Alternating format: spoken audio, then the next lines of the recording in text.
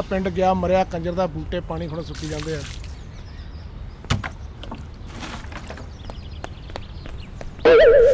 ਹਾਏ ਰੱਬਾ ਮੇਰਿਆ ਸਭ ਦੇਖ ਲਿਆ ਮੈਂ, ਸਭ ਦੇਖ ਲਿਆ। ਕੀ ਵੇਖ ਲਿਆ ਤੂੰ? 1 ਮਿੰਟ 'ਚ ਮੈਂ ਨਾਲਾ ਬਣ ਲਿਆ। ਕੀ ਵੇਖ ਲਿਆ ਤੂੰ? ਹੋ ਮੈਂ ਦੇਖ ਲਿਆ ਸਭ ਹੱਥ ਕੁਝ। ਹੋਈ ਆ ਤੇਰੇ ਵਾਲੀ।